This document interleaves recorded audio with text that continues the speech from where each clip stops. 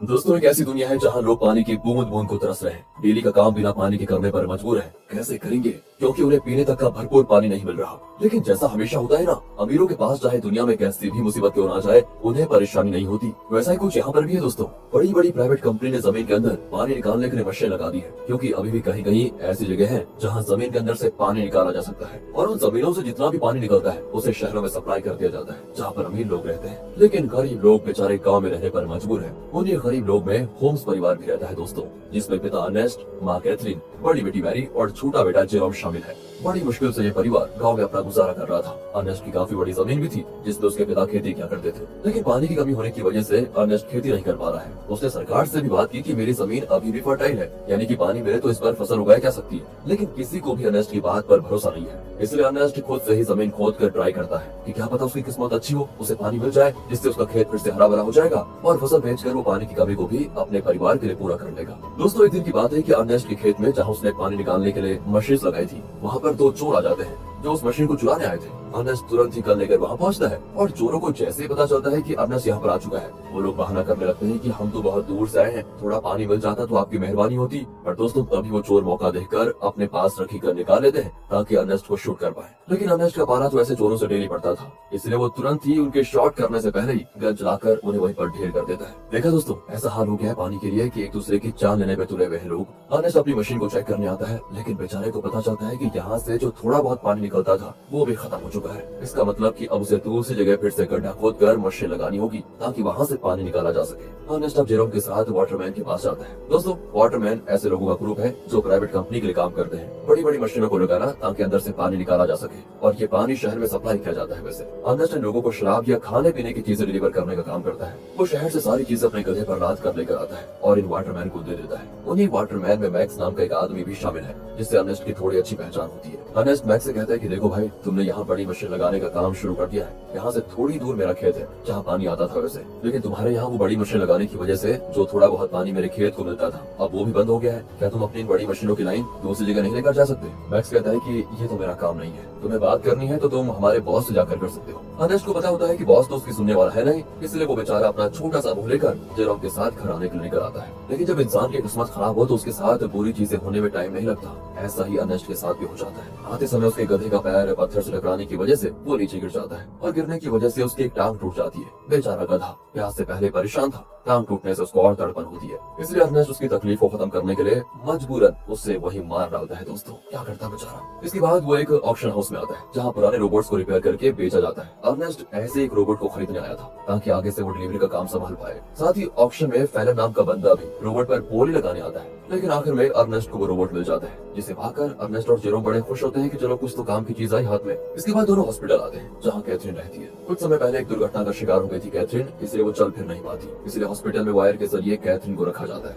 Wire मतलब जो Catherine को चलने में मदद करते हैं। अब देखिए, अर्नेस्ट के पास इतने पैसे तो है नहीं कि वो वायर का सिस्टम खरीद कर घर लेकर आ पाए, इसलिए वो और उसके परिवार के लोग हॉस्पिटल में ही कैथरीन से मिलने आया जाया करते हैं। अब हॉस्पिटल के बाहर अर्नेस्ट की मुलाकात रॉबी नाम के बंदे से होती है, जो अर्नेस्ट का बढ़िया दोस्त है, काफी ज्यादा करीबी है। उसके पास तो रहने के लिए घर तक भी नहीं है, साथ ही वो दिमाग से भी थोड़ा कमजोर है। इसलिए अर्नेस्ट उसके पास जो थोड़ा बहुत पानी होता है वो रॉबी और उसके परिवार को दे देता है, क्योंकि भले अर्नेस्ट के पास भी पानी की कमी है, लेकिन बंदे का दिल बहुत बढ़िया है यार। अब वहाँ से अर्नेस्ट जैसे ही घर आता है ना, उसके पास फैलम पहुंच जाता है, जो उससे कहता है कि मुझे तुम्हारा रोबोट चाहिए, कुछ जरूरी काम है। अर्नेस्ट को पता था कि फैलम एक नंबर का बदमाश आदमी है, वो रोबोट वापस करने में नाटक करेगा। इसलिए दोस्तों, अर्नेस्ट रोबोट देने से साफ मना कर देता है। साथ ही दोस्तों, मैं आपको बता दूं कि फैलम और अर्नेस्ट की बेटी मैरी का एक दूसरे के साथ चक्कर चल रहा है। अर्नेस्ट ने कई बार मैरी को समझाया कि वो फैलम से दूर रहे, वो अच्छा इंसान नहीं है, लेकिन मैरी है कि सुनने को तैयार नहीं होती। फैलम की वजह से वो तो अपने पिता से भी नफरत करने लगी है। बताओ दोस्तों, माँ बाप कभी गलत होते हैं क्या? जो बच्चे माँ बाप की बात नहीं मानते उनके साथ तो बुरा होता ही है। कहीं मैरी के साथ भी कुछ बुरा ना हो जाए। खैर, आगे देखते हैं। अगले सीन में अर्नेस्ट एक और जगह गड्ढा खोद रहा होता है, इस उम्मीद में कि शायद वहाँ से कुछ पानी निकल जाए, लेकिन बड़ी मशीनों के पाइपलाइन के कारण आसपास का पूरा इलाका सूखा पड़ चुका था। इसलिए अर्नेस्ट को यहाँ भी निराशा का सामना करना पड़ता है। साथ ही गड्ढा खोदने के दौरान अर्नेस्ट जेरोम से बात कर रहा होता है। वो कहता है, जब मैं शहर गया था वहाँ मैंने एक लड़की को देखा, जिसके बाल तो छोटे हैं लेकिन देखने में बहुत सुंदर है। तुम तो बेटा बड़े हो चुके हो, कहो तो तुम्हारी बात करवा दो उससे। मैं नहीं जानता कि इस हालत में हम कब तक जिंदा रह पाएंगे, इसलिए हमारे पास जो भी पल बचे उन्हें अच्छे से जी लेना चाहिए हमें। और दोस्तों ऐसे ही बात बैठे आपस में बात करते हुए कुछ टाइम एक दूसरे के साथ बढ़िया तरीके से बिताते हैं। इसके बाद अर्नेस्ट जैसे ही घर आता है, मैरी उससे कहती है मुझे पैसे चाहिए पापा, मैं फैलम के साथ जा रही हूँ, मुझे यहाँ पर बहुत घुटन हो रही है। अर्नेस्ट कहता है घुटन हो रही है? मैंने बचपन से तुम्हें पाल पोस के बड़ा किया, सब कुछ देने की कोशिश की तुम्हें, और फिर भी तुम ऐसी बातें कर रही हो। मैरी तो ऊपर से जवाब देती है, कहती है हम यहाँ पर जी नहीं रहे, सर्वाइव कर रहे हैं और मुझे ऐसी जिंदगी चाहिए ही नहीं। अर्नेस्ट के लाख समझाने पर भी जब मैरी नहीं मानती तो अर्नेस्ट मैरी को कमरे में बंद करके खिड़कियों पर कीड़े लगा देता है ताकि वो फैलम से मिल ना पाए। अब अर्नेस्ट जैसे सप्लाईज लेने के लिए शहर जाने वाला होता है तभी उसको पता चलता है कि रोबोट गायब है। ये देखकर उसकी हालत खराब, वो परेशान हो जाता है। वो समझ चुका था कि ये काम तो फैलम के अलावा कोई दूसरा कर नहीं सकता। वो वहाँ से तुरंत वाटरमैन के पास आता है ताकि उनसे पूछ सके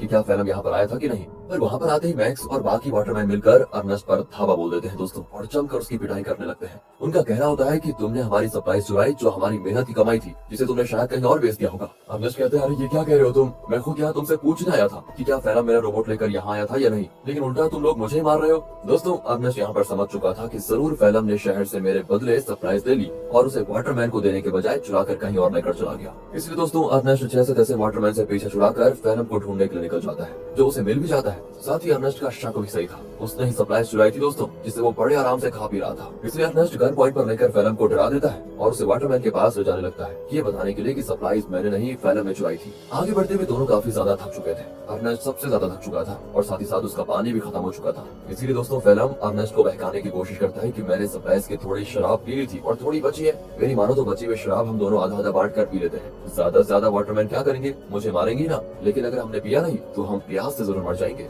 इस पर अर्नेस्ट मान जाता है, लेकिन जैसे ही वो फैलम को रस्सियों से आजाद करता है फैलम उस पर ही हमला कर देता है। बेचारा अर्नेस्ट पहले से ही थका हुआ था और मार खाने की वजह से उसका काफी ज्यादा खून बहने लगता है। इसके बाद तो फैलम जबरदस्ती बाकी सारी शराब अर्नेस्ट के मुंह में डाल देता है ताकि जब वाटरमैन उसे देखे तो उन्हें यकीन हो जाए कि अर्नेस्ट ने ही सप्लाईज चुराई थी और उसी ने उनकी शराब पी ली। इतना ही नहीं दोस्तों, फैलम अर्नेस्ट को मार मार कर रोबोट के साथ ही रस्सी से उसको बांध देता है ताकि दुनिया को लगे कि रोबोट ने आउट ऑफ कंट्रोल होकर अर्नेस्ट पर हमला कर दिया, जिससे उसकी जान चली गई। और होता भी ऐसा ही है, बेचारा अर्नेस्ट मारा जाता है दोस्तों। और सभी लोगों को लग रहा था कि रोबोट ने अर्नेस्ट की जान ली। दोस्तों हमेशा अच्छे लोगों के साथ बुरा ही क्यों होता है यार। अगले सीन में जेरोम अपने पिता को खोने के बाद बहुत उदास बैठा होता है। वो सारा गुस्सा रोबोट पर उतार कर उसे तोड़ने की कोशिश कर रहा होता है, क्योंकि अभी तो उसने ये मान लिया है कि रोबोट ने उसके पिता की जान ली। लेकिन हम सब जानते हैं कि सच्चाई क्या है। तब वहाँ पर फैलम आकर जेरोम से कहता है रोबोट को तोड़कर क्या मिलेगा, ये आगे चलकर हमारे काम आएगा, इसलिए इसको तोड़ो मत और तुम चिंता मत करो, मैं हूँ ना, मैं तुम्हारे परिवार को संभाल लूंगा, तुम्हारे और मैरी का अच्छे से ख्याल भी रखूंगा। पता हो दोस्तों कातिल मसीहा बनने की कोशिश कर रहा है। अगले सीन में दिखाते हैं कि फैलम मैक्स के पास आकर कहता है मुझे पानी की पाइपलाइन चाहिए ताकि उसकी मदद से मैं अर्नेस्ट की जमीन पर खेती कर सकूं।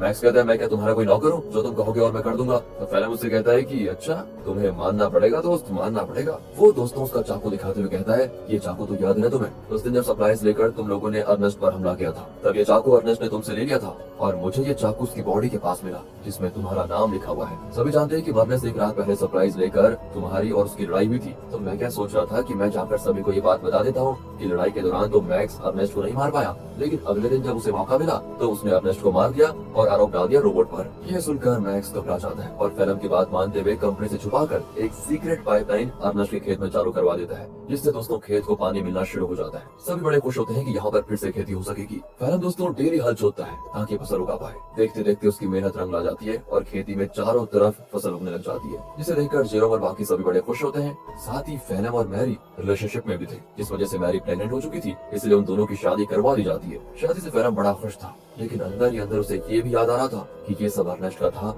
जो उससे मैरी छीन लिया। आज वो जिंदा होता तो ना ही मैरी से उसकी शादी होती और ना ही ये खेत उसे मिलता। अर्नेस्ट के मरने के बाद फैलम ने उसकी सारी चीजों को दोस्तों अपना लिया होता है, लेकिन ये इंसान यहाँ पर भी नहीं रुकेगा। अभी आप इसके पाप देखिए कितना करता है ये। अगले सीन में बैंक से कुछ कर्मचारी आते हैं जो फैलम के पैरों तले जमीन खिसका देने वाली बात बताते हैं कि जमीन पर तुम्हारी फसल उगी है, उस जमीन को अर्नेस्ट ने गिरवी रखा था, वो तो मर गया, इसलिए अब ये जमीन बैंक की होती है और इसमें जो फसल उगी है वो भी बैंक के पास ही जाएगी। फैलम कहता है नहीं ऐसा नहीं हो सकता, ये बात तुम्हें पहले बतानी चाहिए थी जब यहाँ पर फसल नहीं उगी थी उस समय, और अगर तुम पहले बता देते तो मैं कोई दूसरी जमीन देख लेता। लेकिन दोस्तों बैंक वाले नहीं मानते, वो कहते हैं कि एक हफ्ते के अंदर अगर पैसे नहीं मिले तो इस जमीन को तुम भूल जाना। इतना कहने के बाद वो चले जाते हैं। फैलम तो परेशान हो चुका था कि अर्नस्ट ने तो मुझे बेवकूफ बना दिया, बेकारी कहेगा। जमीन तक गिरवी रखिए, बताओ अब पैसों का बंदोबस्त कैसे कर पाऊंगा। बताओ दोस्तों, ये तो वही बात हो गई, उल्टा चोर कोतवाल को डांटे। खैर, अब फैलम जेरोम से कहकर रोबोट ले जाने लग जाता है। वो कहता है मैं रोबोट को बेचने जा रहा हूँ ताकि इससे मेरे पैसों से बैंक वालों का उधार चुका पाऊँ। लेकिन दोस्तों फैलम शरीफ आदमी नहीं था। वो रॉबी के पास आता है, वही रॉबी दोस्तों जो काफी ज्यादा करीब है, और वो उसे बहाने से साथ में ले जाता है कि मेरे साथ चलो, मैं तुम्हारे लिए पानी वगैरह का बंदोबस्त करता हूँ। इसलिए बेचारा रॉबी अपने बच्चे को लिए फैलम के साथ चला जाता है। लेकिन मैंने कहा था ना दोस्तों, फैलम के पापों का घड़ा भरा नहीं है। वो धोखे से बेचारे रॉबी के बच्चे को बेच देता है, जिनसे मेरे पैसों को वो बैंक वालों को दे देगा। अब इसकी खबर जैसी रॉबी को लगती है, वो फैलम से झगड़ा करने की कोशिश करता है। लेकिन जहाँ पर फैलम ने बच्चे को बेचा था, वहाँ झगड़ा वगैरह करने का रोल नहीं होता। बच्चा बिक गया तो डील कभी नहीं टूटेगी, इसलिए वो बदमाश लोग रॉबी को शूट करके मार देते हैं दोस्तों। साथ ही वो फैलम को भी शूट करने की कोशिश करते हैं, क्योंकि उन्हें तो लगा था कि फैलम रॉबी की परमिशन के साथ उसके बच्चे को बेच रहा है। इसलिए फैलम जैसे तैसे अपनी जान बचाकर दोस्तों वहाँ से भाग ही जाता है। साथ ही वो रोबोट को वही छोड़ देता है, क्योंकि उसे जेरोम को भी तो बताना है कि ये पैसे बच्चे को बेचकर नहीं बल्कि रोबोट को बेचकर आए हैं। क्या कहे दोस्तों, कितना बुरा आदमी है यार फैलम। तभी तो दोस्तों अर्नेस्ट अपनी बेटी मैरी को मना कर रहा था इसके साथ रहने के लिए। अगले सीन में बैंक को पैसा देने की वजह से जमीन फिर से फैलम की हो जाती है, तो वही रोबोट आगे बढ़ते हुए अपने ओरिजिनल ओनर के पास जाने के लिए निकल पड़ता है। क्योंकि जब वो बदमाश लोग फैलम और रॉबी को शूट कर रहे थे, तो कुछ गोली रोबोट को भी लग गई थी, जिससे हुआ ये कि रोबोट की डिफॉल्ट सेटिंग ऑन हो गई, और इसीलिए वो अपने ओरिजिनल ओनर के पास जा रहा है, जो कि शहर में रहता है, और ओनर का नाम है कैल्विन। वो जैसे उस रोबोट को देखता है तो बिल्कुल हैरान हो जाता है कि ये किसका रोबोट घूम कर वापस मेरे पास आ गया। उस रोबोट पर दोस्तों अर्नस्ट का नाम लिखा हुआ था, इसलिए कैल्विन रेडियो के जरिए अर्नस्ट से संपर्क करने की कोशिश करता है ताकि वो आगे आए और अपने रोबोट को वापस लेकर जाए। जेरोम तो जैसे रेडियो को ऑन करता है तो बिल्कुल हैरान हो जाता है कि फैलम ने तो कहा था कि उसने रोबोट को बेच दिया, अब ये कैल्विन बता रहा है कि रोबोट उसके पास है। इसलिए दोस्तों वो डिसाइड करता है कि अगर कैल्विन रोबोट वापस देना चाहता है तो कोई नहीं, ये तो बहुत अच्छी बात है, मैं जाकर उसको ले लेता हूँ। अगले सीन में जेरोम को रॉबी की पत्नी दिखाई देती है, जो रॉबी और उसके बच्चे के वापस न आने पर सदमे में जा चुकी थी। वो एक गुड़िया लेकर रॉबी और अपने बच्चे के आने का इंतजार करती है। सच में दोस्तों बेचारी के साथ बहुत बुरा हुआ ना। एंड इस चीज को देखकर जेरोम को लगता है कि जरूर कुछ तो बात है जो फैलम छुपा रहा है। जिसके बाद वो शहर के बॉर्डर पर आता है, लेकिन 18 साल से कम होने की वजह से गार्ड्स उसे शहर में जाने नहीं देते। तब वहाँ पर एक लड़की आती है जिसका नाम अना है। वो जेरोम से कहती है मेरे पास आ जाओ, मैं तुम्हें शहर भिजवा सकती हूँ, वो भी बहुत कम पैसों में। जेरोम जैसी अना को देखता है तो बिल्कुल हक्का बक्का हो जाता है, क्योंकि वो हूबहू वैसी होती है जैसा कि अर्नस्ट ने उसे छोटे बालों वाली उस लड़की के बारे में बताया था। याद है दोस्तों, जब अर्नस्ट जेरोम से कह रहा था कि तुम्हारी शादी कर लेते हैं, उससे बात कर लेते हैं तुम्हारी, तो दोस्तों जेरोम उससे फिर अर्नस्ट के बारे में पूछता है,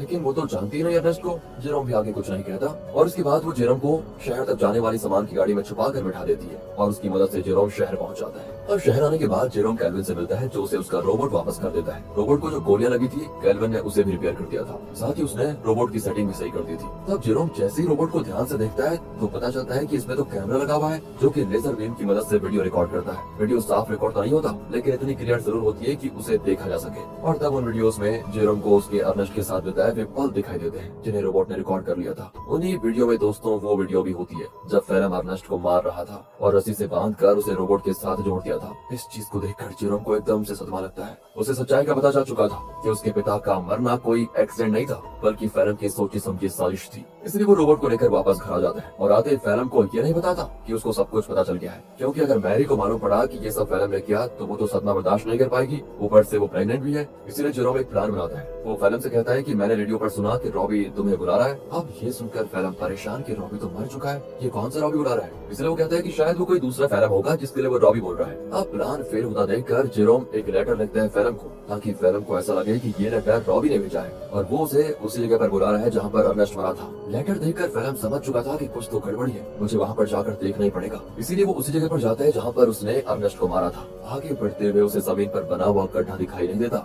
और गलती से वो उसी गड्ढे में गिर जाता है जहाँ गिरने से उसका पैर टूट चुका था, और वो मदद के लिए चिल्ला रहा होता है। तो वहाँ पर जेरोम गन लेकर आता है। उसे इतने गुस्से में देखकर फैलम समझ जाता है कि जेरोम को सब कुछ पता चल चुका है, और ये सारा प्लान जेरोम का ही था। तो फैलम जेरोम को बहलाते हुए कहता है, देखो जो हुआ मैं उसके लिए शर्मिंदा हूँ, मुझे माफ कर दो, लेकिन देखो मैंने मैरी और तुम्हारे कितना अच्छे से ख्याल रखा, अगर मुझे कुछ हुआ तो मैरी ये सदमा बर्दाश्त नहीं कर पाएगी, इसलिए मुझे जाने दो। लेकिन जेरोम उसकी एक नहीं सुनता और सीधे फैलम को शूट करके मार डालता है। इसके बाद वो रोबोट की मेमोरी भी इरेज कर देता है, ताकि कभी मैरी ये सब कुछ देख ही ना पाए। वो नहीं चाहता कि मैरी कभी कुछ इसका सच जाने। कुछ दिन गुजर चुके थे। फैलम के घर आने पर मैरी बहुत परेशान होती है। जेरोम कहता है कि वो अच्छा इंसान कभी था ही नहीं, तुम्हें छोड़कर वो भाग गया। और ये सुनकर मैरी एकदम उदास हो जाती है और अपने दिल से फैलम के लिए प्यार खत्म कर देती है। दोस्तों उल्टा वो उससे नफरत करने लगती है। जेरोम ने बड़ी शांति से अपना बदला ले लिया। इसके बाद जेरोम और मैरी घर चलाना शुरू करते हैं, क्योंकि खेत उन्हें मिल चुका था। उन्हीं फसल को बेचकर वो पैसे जमा करेंगे ताकि अपनी माँ को हॉस्पिटल से घर लेकर आए। और इसी मिक्स फीलिंग के साथ दोस्तों ये मूवी यहाँ पर खत्म होती है।